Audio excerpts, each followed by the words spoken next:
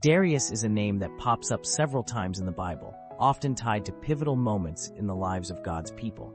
To dive right into it, we need to explore who Darius was, what role he played, why he was important, where and when he made his mark, and how his actions influenced the unfolding of God's plan. Let's start with the first Darius, Darius the Mede. He comes onto the scene right after the fall of Babylon. The Babylonian Empire was powerful, but in a single night it crumbled, and Darius stepped in as the ruler. Who was Darius the Mede?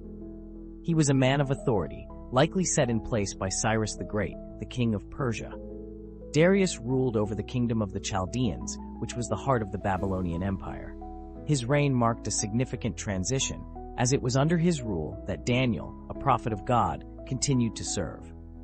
What makes Darius the Mede stand out in the biblical narrative is his encounter with Daniel. After interpreting the writing on the wall for King Belshazzar, Daniel became highly regarded in Darius's court.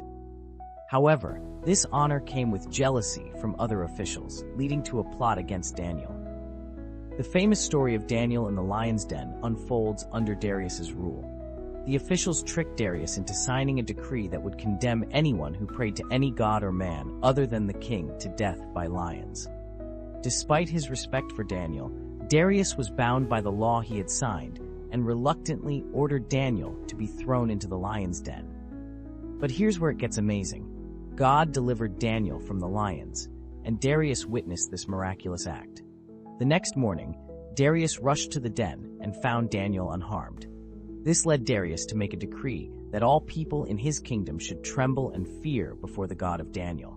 He acknowledged the amazing power of God, saying that he is the living God, steadfast forever. Now let's talk about Darius first, also known as Darius the Great. This Darius ruled the Persian Empire at its peak, and his reign is recorded in the books of Ezra, Nehemiah, Haggai, and Zechariah. He was not just any king, he was instrumental in the rebuilding of the Jewish temple in Jerusalem. After the Israelites returned from exile, they began to rebuild the temple, but opposition from surrounding nations caused the work to halt. Darius stepped in when the prophets Haggai and Zechariah encouraged the people to resume building. The local officials tried to stop the work again, but when they appealed to Darius, he ordered a search of the royal archives. The records confirmed that Cyrus had originally decreed the rebuilding, and Darius reaffirmed this decree, even offering royal support and protection for the project. Why is Darius' significant? His actions fulfilled God's promises to his people. The temple's completion during Darius's reign was a testament to God's faithfulness, showing that despite opposition, God's plan would prevail. Darius's role in this was essential, as his support allowed the Israelites to finish the temple where they could worship the Lord once again. Lastly, there's Darius II, who appears briefly in the Bible. His rule is mentioned during a time of turmoil in the Persian Empire, but his role is less direct in the biblical narrative. The focus remains on the actions of God working through the lives of his people during the Persian period. So, what does all this mean? Each Darius played a part in God's greater plan.